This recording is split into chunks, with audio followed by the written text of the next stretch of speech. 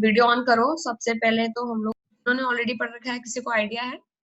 चलो मैं बोलती जाती हूँ। क्या हुआ था कि वहां पर एक यंग एलिफेंट था, accompanied by a herd. Heard का मतलब होता है पूरा ग्रुप। तो एक छोटा एलिफेंट था और उसके साथ में एलिफेंट का पूरा ग्रुप था, जिसमें 50 से ज्यादा एलिफेंट थे। वो वाला जो छोटा एलिफेंट था, यंग एलिफेंट, वो इंजर्ड हो गया था and he could not walk well, और वो वॉक नहीं कर पा रहा था। All attempts to drive away the herd was unsuccessful. लेकिन उस पूरे झुंड में 50 एलिफेंट थे और उसमें जो एक छोटा एलिफेंट था वो चल नहीं पा रहा था। वो चल नहीं पा रहा था तो बाकी सारे एलिफेंट भी उसको छोड़ के नहीं जा रहे थे। ठीक है, तो वो भी उसकी वजह से रुके हुए थे। तो देखो कितनी अच्छी इमोशन है कि सारे के सारे एलिफेंट रुके हुए थे अपने छोटे एलिफेंट बच्चे के लिए। जितने भी लोग थे वो बाकी एलिफेंट लोगों को वहां से ड्राइव अवे यानी भगाने की कोशिश कर रहे थे, लेकिन अनसक्सेसफुल रहे थे, क्योंकि भागने के बाद में वो एलिफेंट का जो झुंड था वो वापस आ जाता था अपने छोटे वाले एलिफेंट को रेस्क्यू करने के लिए। ठीक है, तो ये जो फॉरेस्ट डिवीजन के लोग हैं, ये वहां पहुंचे और बिष्णुपुर फॉरेस्ट के एक रेंट हाउस में इनको ठहराया गया। There were 3 people, wildlife warden, ठीक है, सुब्रता चौधरी दूसरी, जो कि ट्रैंकुलाइजिंग में एनिमल्स में एक्सपर्ट थी, और तीसरा आई हैंगर ऑन, जो राइटर है। हैंगर ऑन का मतलब जो दूसरों की हेल्प करता है या बाकी लोगों को जो असिस्ट करता है। तो पहले तो एससी डे, जो कि चीफ वाइल्ड लाइफ वार्डन थे। जो वाइल्ड लाइफ एक्सपर्ट होते हैं उनमें जो चीफ ऑफिसर होता है उसको chief wild life warden of the state बोलते हैं, वो थे। दूसरी सुब्रता चौधरी थी। सुब्रता चौधरी कौन थे? जो कि ट्रैंकुलाइजिंग मतलब एनिमल्स को कंट्रोल करने के लिए एक्सपर्ट थे। ट्रैंकुलाइज क्यों करते हैं एनिमल्स को? ताकि एनिमल अटैक ना करे किसी के ऊपर। तो उनको सीडेट कर दिया जाता है, तो इस तरह से उनकी बॉडी नम पड़ जाती है और इस तरह उन्हें कंट्रोल किया जाता है। उनका अगर कोई इलाज करना है उसके लिए भी उनको ट्रैंकुलाइज करने की जरूरत पड़ती है। अगर उनको जगह पे से हटा के वापस फॉरेस्ट में ले जाना है तब उनको ट्रैंकुलाइज करने की जरूरत पड़ती है। ये जो सुब्रता चौधरी थी वो ट्रैंकुलाइज करने में एनिमल्स को एक्सपर्ट थी। और तीसरा हैंगर ऑन। हैंगर ऑन का मतलब होता है जो दूसरों की हेल्प करते हैं। तो जो तीसरा था वो ऑथर खुद था, जो उन दोनों की हेल्प के लिए भेजा गया था। It was getting uncomfortably hot, बहुत गर्मी हो रही थी। It was only the middle of the March, बल्कि मार्च ही था तब भी बहुत बंगाल में बहुत गर्मी उस वक्त हो रही थी। The herd and the injured elephant were constantly moving. जो हर्ड था और जो उनके साथ जो इंजर्ड छोटा एलिफेंट था, वो लोग लगातार मूव करते जा रहे थे, और इसीलिए लोकल स्टाफ को उनकी एग्जैक्ट इन्फॉर्मेशन पता ही नहीं चल रही थी कि वो झुंड इस वक्त कहाँ घूम रहा है। ठीक है, we had just decided to inquire about the villagers. तो फिर उन्होंने ये डिसाइड किया कि हम लोग अब आसपास जो वहाँ पे गांव है, वहां पे गांव में जाकर के लोगों से पूछेंगे कि हर्ड कहाँ गया, तब हम उसको ढूंढेंगे और छोटे वाले एलिफेंट का हम इलाज करेंगे। ठीक है, वहां पे उनको एक यंग आदमी मिला जो कि लोकल ट्राइब से था, और उसने उन लोगों से बात करने की कोशिश की। उसने बोला था कि उसको पता है कि जो इंजर्ड एलिफेंट है वो कहाँ पर है। द एनिमल जो है वो मूव नहीं कर पा रहा था, और यंग मैन जो है वो क्या कर रहा था, वो ट्रीज की ब्रांचेस को काट काट करके छोटे एनिमल को रोज देने जाता था फीड कराने के लिए। ये देख करके जो लोग थे, यानी जो चीफ वाइल्ड, ये तीनों लोग जो गए हुए हैं वाइल्ड लाइफ टीम की तरफ से, दे वर सो एनॉर्मसली इम्प्रेस्ड, मतलब वो बहुत खुश हो गए, क्योंकि उनको ऐसा लगता था कि वाइल्ड एलिफेंट जो होते हैं वो जंगली हाथी क्या करते हैं, जो फसल होती है उनको बहुत बर्बाद करते हैं। तो रेवेज का मतलब होता है बुरी तरह डिस्ट्रॉय कर देना। ठीक है, तो इट वाज, क्योंकि क्या होता था, जो ट्राइब यानी जो गांव के लोग थे, उनकी जब फसलें उग जाती थी क्रॉप सीजन में, वाइल्ड लाइफ एनिमल्स उनके ऊपर ट्रैम्पलिंग करते थे, उनके ऊपर पैर रख के निकल जाते थे वाइल्ड लाइफ एनिमल्स, जिससे उनकी फसलें बहुत खराब हो जाती थी। एक तरह से जो वाइल्ड लाइफ थे एलिफेंट, वो हमेशा गांव वालों का नुकसान करते थे, इसीलिए उनको पसंद नहीं करना चाहिए। लेकिन उसके बावजूद एक लोकल ट्राइब का बंदा है, लड़का है, जो कि उन एलिफेंट को फीड कराने की कोशिश करता है। जय क्लास में आके कभी नहीं बताते हैं, क्लास से पहले हमेशा बताते हैं कि कौन सा चैप्टर कराना है कौन सा नहीं कराना है। You have come to the class, आप थोड़ी ना मुझे डिसाइड कर सकते हो। जो बच्चों ने एक हफ्ते से टाइम लेकर रखा हुआ है, ऑलरेडी एक चैप्टर मुझे बताया हुआ है कि क्या पढ़ना है क्या नहीं। एक्स्ट्रा क्लास ले सकते हो आप। अब मारूंगी मैं तुमको। क्या बोल रहे हो बताओ? क्या अभी क्यों बोल रहे हो? पहले नहीं बता सकते थे मुझे? हैं? Where were you till now when I am already in the middle of a chapter? Then you are telling me कि हनीकॉम से ये पढ़ा दो। अभी नेक्स्ट वाले क्लास में तुम्हारा चैप्टर होगा। ठीक है, जितने भी आलसी लोग हैं वो अपना चैप्टर खुद मुझे नहीं भेजते हैं, उसके लिए मैं रिस्पॉन्सिबल नहीं हूँ। जो बच्चे ऑलरेडी इतना टाइम लेकर सिलेबस ही अभी थोड़ी देर पहले आया था इसलिए। जैसे ही सिलेबस आया करे वैसे ही भेजना होता है ना बच्चा मुझे, I have to give time to everybody. आज मैं 2 चैप्टर कराऊंगी और नॉन फाइनाइट वर्क थोड़े पढ़ाऊंगी, उसके अलावा अगली क्लास में 2 चैप्टर और। तो जय का हो सकता है 1 चैप्टर, वेदांत का भी 1 चैप्टर हो सकता है, और अगर वरुण का माने तो वरुण का भी 1 चैप्टर हो सकता है। वरुण, अच्छा वरुण तो 8th में है। मुकुल का भी 1 चैप्टर हो सकता है। तो तुम लोगों को खुद ही अपना चैप्टर मुझे भेजना चाहिए और टाइम स्लॉट लेना चाहिए। बाकी सारे बच्चे देखो यही करते हैं, टाइम से लेते हैं। ओके, हम क्या थे, उन्होंने क्या डिसाइड करा कि अब हम जो जो एलिफेंट थे वो फसलों को आकर के बर्बाद कर देते थे तो क्रॉप सीजन में, उसके बाद में भी ट्राइबल लोग थे वो फसलों के बर्बाद होने सबसे ज्यादा वही लोग सफर करते थे, ठीक है, क्योंकि उनके प्लॉट लैंड्स बहुत छोटे छोटे थे और वो लोग गरीब लोग थे। लेकिन उसके बाद में भी ये जो यंग मैन था ये इंजर्ड एलिफेंट की हेल्प करने आया था। फिर ये देख करके बहुत अच्छा लगा वाइल्ड लाइफ की टीम को। उन्होंने क्या डिसाइड किया, उन्होंने डिसाइड किया, they decided to track the beast the next morning. उन्होंने ये डिसाइड किया कि अगली मॉर्निंग में हम बीस्ट को ट्रैक करेंगे, देखेंगे किधर है बीस्ट। वो जंगली जानवर को बोल रहे हैं। Our team was now joined by veterinary officer. Veterinary officer वो आदमी होता है जो कि जानवरों का इलाज करता है। Who had no previous experience of treating injured elephant. लेकिन जो इनका वेटेरिनरी एक्सपर्ट था उसको जो इंजर्ड एलिफेंट है उनको पहले ट्रीट करने में कोई एक्सपीरियंस नहीं था, ना तो पालतू को ना ही वाइल्ड को। टिम और वाइल्ड में क्या फर्क है, वो है जिनको हम घर में रख सकते हैं, इनको पालतू कहते हैं। वाइल्ड वो है जिन्हें हम जंगलों में छोड़ते हैं। The villagers report said that the elephant had an injury in one of the front leg. गांव वालों ने ये बताया कि जो छोटा एलिफेंट है उसको एक पैर में चोट लगी हुई है। Even one step was agony for the animal. Agony का मतलब डिफिकल्ट और पेनफुल। वो जो छोटा एलिफेंट है उसके फ्रंट लेग में एक चोट लगी हुई है, एक लेग में, और उसके लिए एक कदम चलना भी बहुत मुश्किल है। Next day our jeep bumped across the forest track. अगले दिन क्या हुआ, जो हमारी जीप थी वो जंगल के रास्ते में चलने लगी और फिर हमने उस स्पॉट पर जहाँ विलेजर्स ने बताया था कि वो छोटा हाथी है, where we found a group of enthusiastic young men had already gathered। और जब हम वहाँ पहुंचे तो हमने देखा कि कुछ बहुत ज्यादा जोश में भरे हुए लोग वहाँ ऑलरेडी इकट्ठा हो गए थे देखने के लिए कि हम क्या करने आए हैं। yes the injured elephant was there। और जो इंजर्ड एलिफेंट था वो भी वहां पर था, ठीक है। तो अब देखते हैं इसके बाद क्या होता है। All right they said but it was in the middle of the heard. ठीक है, ये है इसका अगला। Okay, all right they said but it was in the middle of the heard. Young elephant था वो तो वहां पर था लेकिन वो झुंड के एकदम बीचों बीच बैठा हुआ था, मतलब उसके आसपास बहुत सारे एलिफेंट थे। It would be impossible to separate the animal from the herd and treat it. Herd मतलब झुंड में से उस एक एलिफेंट को निकालना और उसकी इलाज करना बहुत मुश्किल था, क्योंकि अगर वो जाते तो वो लोग जंगली हाथी है तो वो उनको मार भी सकते थे, उनके ऊपर ट्रैम्पलिंग करके उनको कुचल भी सकते थे। After some discussion we had a bright idea. चीजें के बाद उनको एक अच्छा आइडिया आया उनके दिमाग में। If we first chase the herd away, अगर किसी तरह हम पहले जो उनका झुंड है 50 हाथियों का उसको पहले भगा दे। चेज द हर्ड अवे का मतलब हर्ड को भगा दे। तो injured animal will surely lag behind. तो जो इंजर्ड एलिमेंट होगा वो पीछे छूट जाएगा, क्योंकि वो फिर तो चलना बहुत मुश्किल है तो वो तो दौड़ नहीं पाएगा। Explaining our plan we asked the assembled villager. इस तरह हमने अपना प्लान बना करके आसपास जो विलेजर्स इकट्ठे हुए थे, असेंबल्ड विलेजर्स का मतलब जो वहाँ इकट्ठा हुए विलेजर्स थे, हमने उनसे बात की कि अगर वो किसी तरह हर्ड को वहां से भगा सकते होंगे किसी टेक्निक से। उनको उन्होंने कोशिश करी और within a few minute chase started. थोड़े टाइम में विलेजर्स लोगों ने हेल्प करी उन हाथियों को भगाने में। We could hear the herd crashing through the forest. हमको तेज तेज आवाजें आ रही थी जब हर्ड फॉरेस्ट के थ्रू तेजी तेजी चल रहा था। Chasing party shouting and bursting crackers. और चेजिंग पार्टी क्या कर रही थी, जो उनको भगाने के लिए क्रैकर्स यानी जो क्रैकर्स जो दिवाली में क्रैक करते हैं उनको बर्स्ट कर रहे थे, उनको डरा के भगाने के लिए। the sound died away in the distance। हमें तब तक सुनाई दी थी जब तक काफी दूर तक उन्होंने चेस करके उनको भगा दिया। Our next plan of action was to ask the enthusiastic villagers for help to locate our patient। हमारा अगला प्लान ये था कि हम उन विलेज वाले लोगों से पूछे कि बताइए कि हमारा पेशेंट जो हमारा छोटा हाथी है वो किधर है जिसका इलाज करना है। After about half an hour so two boys came running up. आधे घंटे के बाद 2 लड़के दौड़ते हुए आए और उन्होंने बताया कि उन्होंने उस एलिफेंट को पता लगा लिया है जो बीमार है और वो कॉर्नर ऑफ द फॉरेस्ट में बैठा हुआ है। फॉरेस्ट के एक तरफ कोने में वो इंजर्ड एलिफेंट बैठा था।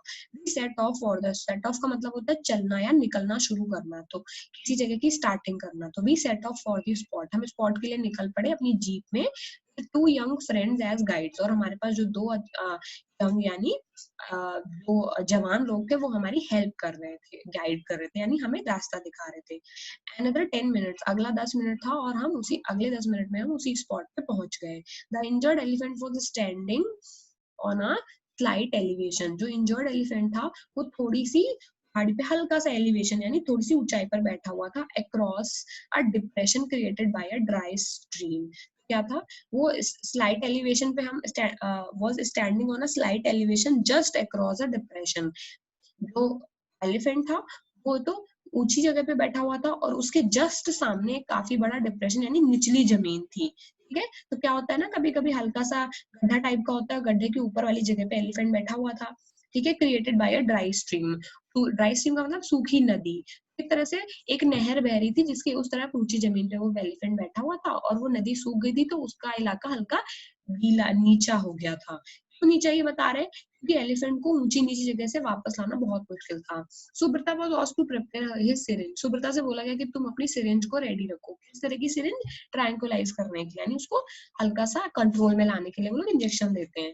His experience so far had been limited to tranquillising mostly monkeys, और सुब्रता कर ने तो आज तक केवल मंकी को ही ट्रैंकुलाइज किया था, उसको एलिफेंट में कोई ट्रैंकुलाइजिंग करने का एक्सपीरियंस ही नहीं था। Where the time was not of the essence, हाँ मंकी को ट्रैंकुलाइज करने के लिए कोई टाइम की जरूरत ही नहीं पड़ती थी, मतलब कितने भी टाइम पे आप मंकी को ट्रैंकुलाइज कर सकते हैं क्योंकि मंकी इतने ज्यादा डिजायरेबल नहीं है। बट एलिफेंट वो they are the animals and they are desirable और दे आर एक्सपेंसिव और इम्पोर्टेंट ऑल्सो।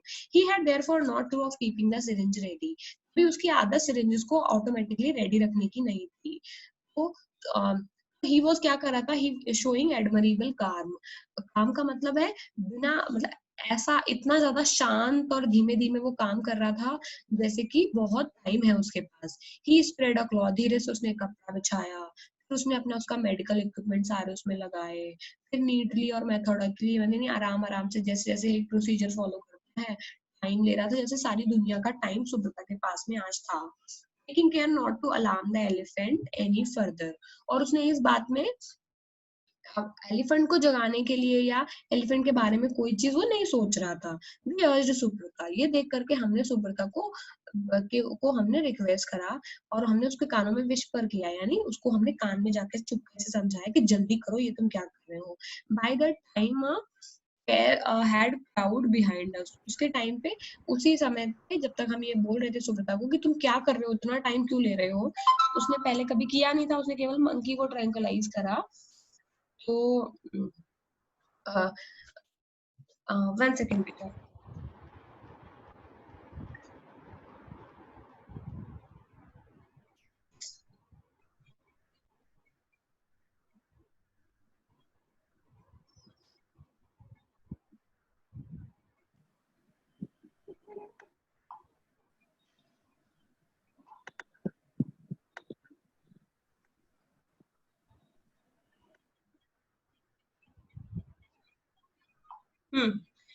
तो taking care not to alarm the elephant any further, हमने सुब्रता को बोला भाई जल्दी करो, इतना टाइम क्यों ले रहे हो तुम। तो बाय द टाइम उसी समय तक हमारे पीछे एक छोटी भीड़ थी वो इकट्ठा हो गई। By the time Subrata was ready, और जब तक सुब्रता ने अपने आप को रेडी किया, the frightened elephant had begun to move, जो डरा हुआ एलिफेंट था ऑब्वियसली उसको तो पता नहीं था कि मेरा इलाज करने आ रहे हैं, वो धीरे धीरे मूव भी करने लगा था। लिंपिंग विजिबली, लिंपिंग मतलब लंगड़ा रहा था, हमें पता लग रहा था। मैनी साल पोल्स स्टूड बिटवीन अस, मेरे हमारे और उसके के बीच में बहुत सारे साल के पेड़ थे। साल के पोल का मतलब क्या है, साल के पेड़, साल का जो डंडा होता है वो बहुत बड़ा होता है, वो बहुत ज्यादा थे। And the animal for an accurate hit, animal जो उसको एक हमें हिट करने के लिए, यानी ट्रैंकुलाइजर एक गन होती है जिससे इंजेक्शन मार के हिट किया जाता है, इतने सारे पेड़ों के बीच में उसको एक्यूरेटली हिट करना भी डिफिकल्ट था। Subrata move forward slowly, Subrata धीरे से आगे बढ़ा विद हिज डार्ट गन, और उसने अपनी डार्ट गन को लिया। And I followed to provide the moral support, और हमने भी कोशिश करी उसको मॉरल सपोर्ट देने की, ताकि आगे मॉरल सपोर्ट मतलब थोड़ा हिम्मत बढ़ाने का उसका कोशिश करते हैं। देखो भाई क्या होता है अगले में।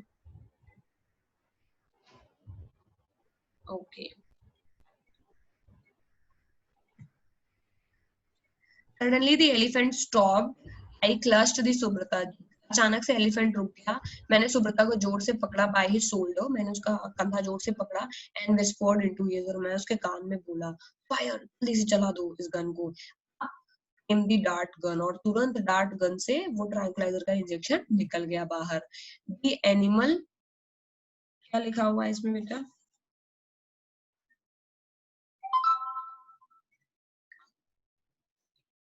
मैम एक मिनट बता रही। मेरे पास है, मैं कर लेती हूँ। वाइन्स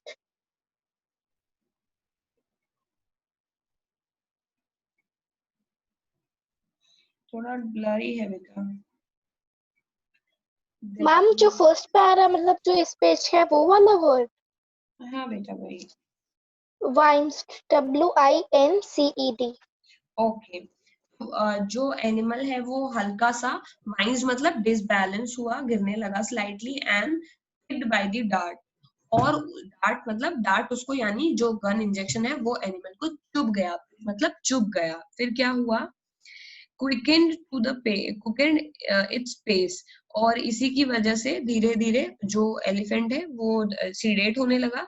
क्विकेंड आवर्स अकॉर्डिंगली, और हमने भी अपने आप को जल्दी जल्दी बैलेंस किया उसको सीडेट करने के लिए। In about 5 minutes it's hind legs bent under its body, और 5 मिनट के अंदर अंदर उसके जो पीछे वाले पैर थे वो बॉडी के अंदर जाने लगे, and it slowly fail over, और धीरे धीरे वो साइड में गिर गया और ले ऑन इट साइड, और धीरे से साइड में लेट गया। मतलब पूरा प्रोसेस बता रहे हैं कि कैसे उन्होंने ट्रैंक्विलाइज किया। We approached the animal and closely examined his eyes. हमने एनिमल के पास गए, उसकी आंखों को देखा। Breathing was regular, वो अच्छे से सांस ले रहा था। There appears to be no immediate cause for worry. चिंता की कोई बात भी नहीं थी। The vet confirmed that the body temperature and the pulse rate were normal. उसका body temperature, pulse rate भी normal था। But there was a frighteningly large, uh, frighteningly large abscess around the left नी, मतलब घाव को बोलते हैं, wound को बोलते हैं एम्बेसिस। उसके लेफ्ट नी के अराउंड बहुत बड़ा घाव था। ठीक है, the vet got to work, फिर वेटरनरी जो डॉक्टर है उसने अपना काम करना शुरू करा। A deep cut across the swollen part of the leg, जो उसका पैर सूजा हुआ था उसमें उसने डीप कट लगाया, और उससे ब्लैक ब्लड बाहर आया, जो कि चोट की वजह से खून जम जाता है तो ब्लैक हो जाता है। There was other visible injury, और भी उसको चोट लगी हुई थी। And nothing inside the wound, और वुंड के अंदर और ज्यादा जो पस वगैरह सब बाहर आ गया, तो वुंड के ऊपर अब कुछ बचा नहीं था। The animal must have got injured. Stumbling का मतलब होता है टकराने से, और हमें ऐसा लगा कि शायद जानवर को किसी चीज के टकराने से इतनी बड़ी चोट लगी है। शायद वो बैम्बू से टकरा गया होगा, या साल पेड़ से, उसके किसी लट्ठे वगैरह से जमीन में पड़ा होगा, उससे वो टकरा गया होगा। ठीक है, एंड द शॉट ऑफ, दोनों का ही, ना तो दिव्या का ही बेटा क्लियर है, ना तो इसका मुझे कुछ दिख ही नहीं रहा तुम लोगों का। मैम मैं आपको एक बार रीसेंड कर दे रही हूँ जो जिस पेज ना पे ना ना, और अब ठीक है, दिख गया दिव्या वाले से मुझे थर्ड पेज दिख गया। A vet got to work after the necessary treatment of its leg, जब हमने उसके लेग का अच्छे से ट्रीटमेंट कर दिया। A shot of long acting antibiotic, हमने उसको एंटीबायोटिक दिया। We bandaged the leg more and visual effect than at the part of the treatment of his injury, हमने उसको बैंडेज लगाया। We know perfectly well, हमें अच्छे से पता था कि बैंडेज ज्यादा देर तक रुकेगी नहीं, वो तुरंत बाहर आ जाएगी, क्योंकि एलिफेंट जब अपने पैरों पे चलने लगेगा, और after being revived with the antidote, जब जैसे ही हमने पट्टी तो कर दी, बट जैसे ही एलिफेंट को एंटीडोट देंगे उसको होश आ जाएगा, जैसे वो चलने लगेगा वैसे ही पट्टी निकल जाएगी। ये बात उन्हें पता थी। We expected the medicine to wear off any minute now, हमें पता था कि मेडिसिन जो है वो किसी वक्त भी अब बाहर निकल सकती है। But the elephant showed no sign of waking up, लेकिन तब, मतलब वो एक बात बता रहे हैं कि उन्हें डर था कि जैसे एलिफेंट उठेगा वैसे ही उसकी मेडिसिन सारी हट जाएगी, क्योंकि वो तो इधर भागने लग जाएगा। लेकिन elephant showed no sign of waking up, फिर लेकिन एलिफेंट जग ही नहीं रहा था। As any healthy elephant should do a few minutes after receiving the antidote, जैसे कि बाकी किसी भी हेल्दी एलिफेंट को करना चाहिए। 10 मिनट एंटीडोट देने, मतलब एंटीडोट के मिलने के 10 मिनट के अंदर एलिफेंट को जग जाना चाहिए था ट्रैंक्विलाइजर गन से, वो करने के बाद सीडेट, लेकिन वो जगा ही नहीं।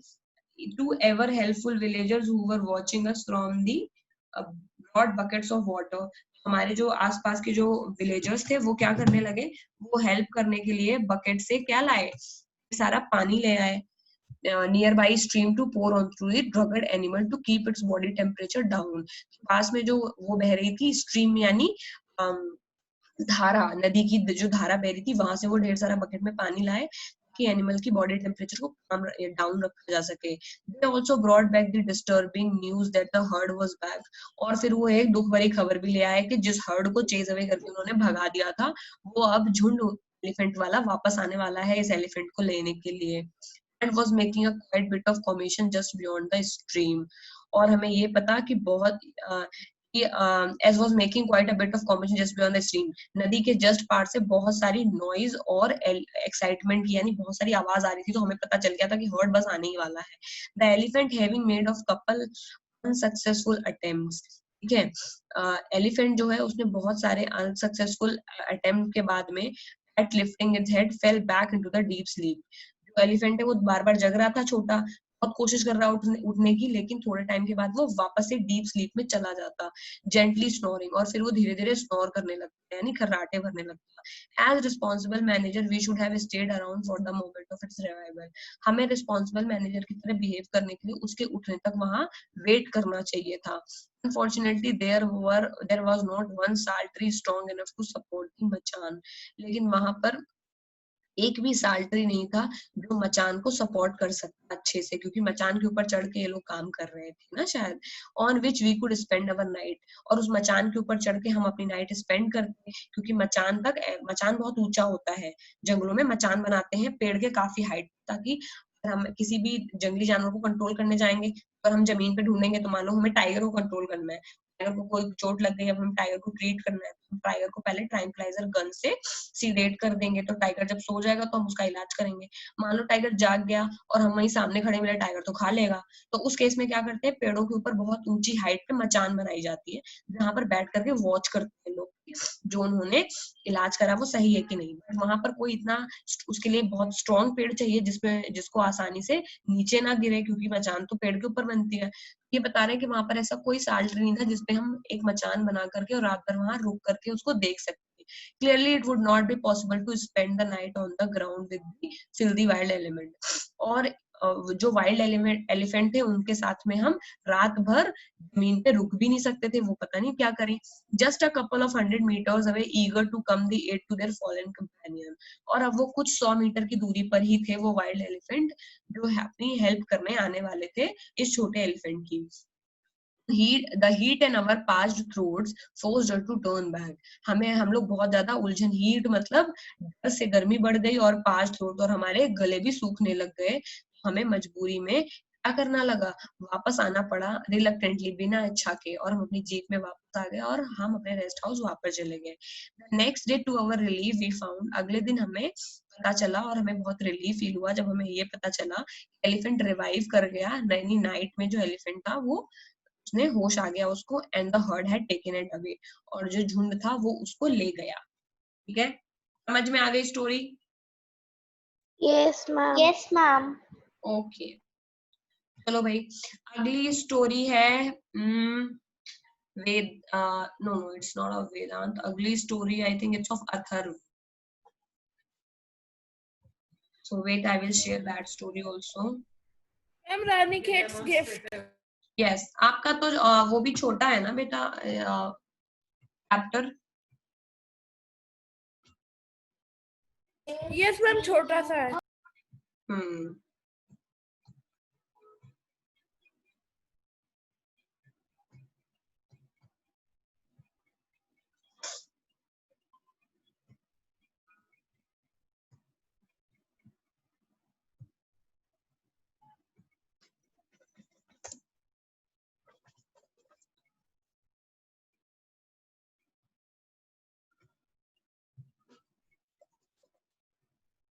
बेटा आपने मॉम के नंबर से भेजा था ना मुझे? हाँ मिल गया. Yes ma'am.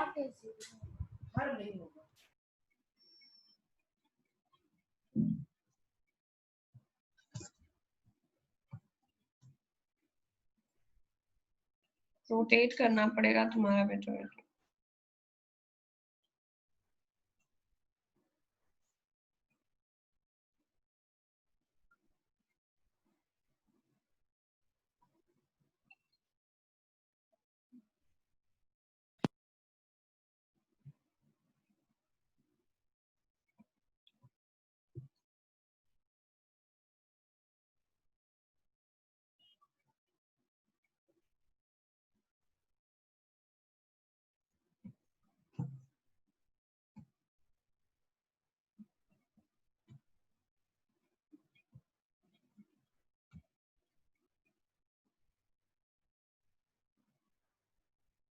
या सो दिख रहा है सबको?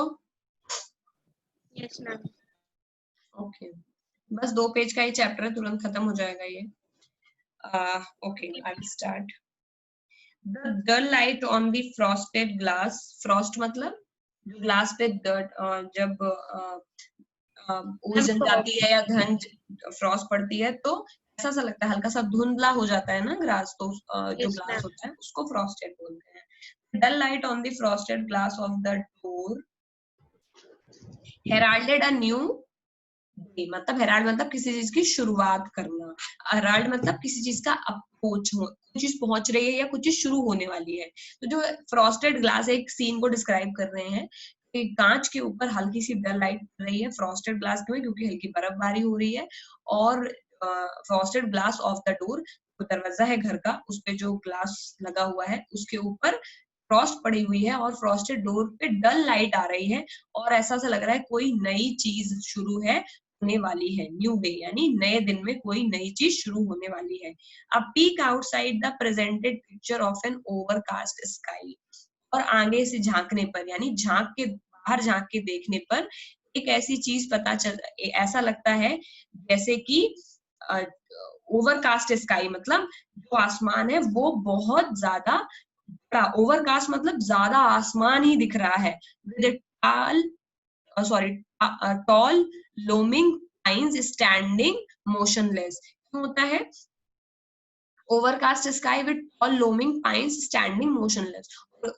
आसमान के सामने क्या है, मतलब घर के सामने बहुत ही ज्यादा लोमिंग मतलब कवर करते हुए जो बड़े बड़े लंबे लंबे टावर के जैसे घर को कवर करते हुए पाइन पाइन के ट्री लगे हैं जो कि मोशनलेस हैं। ठीक है, तो ये एक पिक्चर डिस्क्राइब करने की कोशिश कर रहे हैं कि घर का जो दरवाजा है उसकी खिड़की पे फ्रॉस्ट जम गई है, झांक के देखते हैं तो पाइन के बड़े बड़े ट्रीज खड़े हुए हैं और जो आसमान है वो ओवरकास्ट यानी बहुत ज्यादा बड़ा आसमान है और उसको क्योंकि धुंधला हो रहा है ना, आसमान बहुत बड़ा और धुंधला दिख रहा है। ठीक, waiting the attack from the above, ऐसा लग रहा है जैसे कि पाइन के ऊपर से अटैक होने वाला है। क्या होने वाला है? अटैक। किस चीज का अटैक होने वाला है? फ्रॉस्ट का, आंधी तूफान की शायद इंतजार चल रहा है। ठीक है, जो टॉल पेड़ है पाइन्स के वो एकदम बड़े बड़े खड़े हुए हैं और ऐसा लग रहा है कि वो किसी अटैक का वेट कर रहे होंगे से, आसमान से। ठीक है, अ गस्ट ऑफ विंड, विंड का बड़ा सा झोंका, followed by a clap of thunder, और उसके बाद ऐसा लगा जैसे कि आसमान की बिजली ने ताली बजाई, यानी बहुत तेज आवाज से बिजली कड़क रही है। अनलीज्ड द रेन, और उसके बाद उसने एक भारी हैवी बारिश को शुरू हो गई, अनलीज रेन मतलब शुरू कर दिया। And the down it came with a full ferocity, और जब वो बारिश हुई it came with a full ferocity, ferocity का मतलब क्या होता है? पूरी की पूरी तीव्र यानी बहुत स्पीड के साथ, पूरी फ्यूरियस यानी पूरी एनर्जी के साथ बारिश नीचे आ रही है। The monsoon had arrived in Ranikhet, और ये पूरा का पूरा जो सीन है वो क्या डिस्क्राइब कर रहा है कि अब रानीखेत में क्या, हेराल्ड मतलब किस चीज की शुरुआत हो गई है? मॉनसून की शुरुआत हो गई। समझ गए? मॉनसून का जो डिस्क्रिप्शन है वो उन्होंने पहले ही कर दिया। एक डल लाइट हो गई, आसमान देखो कैसा सा हो जाता है ना जब बारिश होने वाली होती है, तो जो धुंधला धुंधला सा लगता है और बहुत सारा आज पर भी हल्की हल्की ठंडी ठंडी वो हवा जमने लग जाती है और पूरे आसमान में भर जाता है, ऐसा लगता है आसमान अलग सा ही लगता है, अलग कलर का, कास्ट ओवरकास्ट का मतलब एक अलग कलर का आसमान लग रहा है, बहुत ही बड़ा, और बड़े बड़े पेड़ खड़े हुए हैं और पेड़ों पर भी ऐसा लगेगा कि बस अब बारिश होगी और ये पेड़ हिल डुल जाएंगे। तो पूरा उन्होंने बहुत अच्छे से मानसून जिस तरह से आता है उस तरह से उन्होंने डिस्क्राइब करा है कि बहुत तेज हवा चल रही है, तेज बिजली कड़क रही है और अचानक से बहुत तेज बारिश हुई जो कि फुल स्पीड के साथ नीचे आ रही है, और इसी के साथ मॉनसून आ गया है रानीखेत में। किस किसको एकदम एहसास हो गया, सबको याद आ गया मॉनसून वाला डे? जिस दिन बारिश होती है तो कितना अच्छा लगता है, मजा आ जाती है ना। Yes. तो वही वो डिस्क्राइब कर रहे हैं। It was a wonderful site, वाह क्या नजारा था, देखने के लिए तो बहुत अच्छी चीज थी। Water gushing and gargling down, gargling मतलब जैसे हम गार्गल करते हैं, तो वाटर पानी उछलता कूदता, गशिंग मतलब नीचे की तरफ, गर्गलिंग मतलब gargling down the slope, gushing मतलब बहुत तेजी स्पीड में ऐसा लग रहा है कि वाटर नीचे आ रहा है, और किसी स्लोप मतलब पहाड़ियों नीचे आसमान से नीचे बढ़ रहा है, बट वो स्लोप में लग रहा है, ऐसा लग रहा है कि बहुत तेज झम झम झम झम हमारे ऊपर क्रशिंग करता हुआ, और मतलब अलग अलग उछलता कूदता पानी आ रहा है। The tree swaying and leaves dancing, और वो इतना उछलता कूदता आ रहा है कि उससे जो ट्री है वो हिल रहे हैं, स्वेइंग मतलब हिल रहे हैं, एंड द लीव्स डांसिंग, जो लीव्स हैं वो डांस कर रही हैं इन दी मर्ज यानी हैप्पीनेस में, the accompaniment of the new roaring wind. क्यों? क्योंकि लीव्स डांस कर रही हैं, क्योंकि उनको अकम्पनीमेंट मतलब साथ मिल गया है। किसका साथ मिल गया है? न्यू रोरिंग विंड का, एक अच्छी रोरिंग मतलब तेज चलने वाली हवा का साथ मिल गया है। एन ऑर्केस्ट्रल क्या है बेटा? ऑर्केस्ट्रल दिन ऑफ द पाउंडिंग रेन, और एक पाउंडिंग यानी जो उछल उछल के जो बारिश हो रही है, वो बारिश में टप टप की आवाज आती है, तो पाउंडिंग रेन से क्या लग रहा है? ऐसा लग रहा है कुछ साउंड आ रहा है। ऑर्केस्ट्रल मतलब ऐसा लग रहा है कि बारिश की आवाज आ रही है, तो पूरा म्यूजिक जैसे ऐसा लग रहा है कि बारिश की आवाज चल रही है, वो ऑर्केस्ट्रा वाली फीलिंग दे रही है। बहुत तेज हवा चल रही है, तो पत्तियों को हिला डुला रही है और पत्तियां खुशी में नाच रही हैं। We had to dive inside for our woolens and so okay, pounding rain on the tin roof और बंगलो, और वो जो आवाज आ रही है पाउंडिंग रेन, वो हमारे बंगलो की रूफ पे टप टप टप टप पड़ रही है और बहुत तेज म्यूजिक जैसा लग रहा है। We had to dive inside, हमें तो अंदर ही रहना पड़ेगा, for our woollens and socks, हमारे वूलन यानी गर्म कपड़े और मोजों के साथ। नॉइज ग्रू लाउडर, धीरे धीरे जो बारिश की आवाज है, जो कि पाउंडिंग रेन की यानी मतलब किसी चीज के ऊपर पड़ के भारी चीज पड़ती है तो जो आवाज आती है वो है पाउंडिंग रेन। उसकी आवाज धीरे धीरे नॉइज ग्रू लाउडर, वो लाउड होने लगी, और एंड लाउडर, और लाउड होने लगी। Age wise white marbles of the hall come dashing down to earth, covering the lawn in the white gravel। अब और क्यों हो गई लाउडर लाउडर? क्योंकि white marble of the hell came dashing down to earth। Hello मतलब hello storm, बर्फबारी हो, बर्फ में क्या होता है? हेल स्टॉर्म्स आते हैं ना, वो जो ओले हैं वो धीरे धीरे नीचे पड़ रहे हैं, डैशिंग जी, डैशिंग मतलब बहुत स्पीड से ओले गिरने लगे, और covering the log in the white gravel, और एक जो लॉन था जो कभी ग्रीन था, उसने उन पूरे लॉन को वाइट कर दिया। इट रेन्ड इंसेसेंटली, इतनी तेज बारिश हुई। इंसेसेंटली का मतलब क्या है? Continuously and with so much of, continuously, ठीक है। इंसेसेंटली मतलब सो मच ऑफ कंटिन्यूटी के साथ, फॉर कपल ऑफ आवर्स, घंटों तक यही बारिश होती रही, बिना सडन काम। और उसके बाद अचानक से एक सन्नाटा छा गया, डिसेंडेड ओवर द हिल्स, पहाड़ियों के ऊपर एक पूरा सन्नाटा सा छा गया। रानीखेत में पहाड़ियां हैं, हिल स्टेशन को बहुत सुंदर तरह से डिस्क्राइब किया हुआ है, very nice. Distant mountains could no longer be seen, क्या हो रहा था? दूर दूर के पहाड़ दिख नहीं रहे थे। And neither was the winding pathway at the foot of our hillock visible, और जो विंडिंग पाथवे यानी हमारा जो हिलॉक था यानी जहां पर उसका घर था, उसके नीचे जो पाथवे है वो भी दूर तक अब दिख नहीं रहा है। At the foot of our hillock, हमारा जो हिल जिसपे हमारी पहाड़ी जिसपे हमारा घर है, अवर हिलॉक, उसके नीचे जो रास्ता है वो भी नहीं दिख रहा है।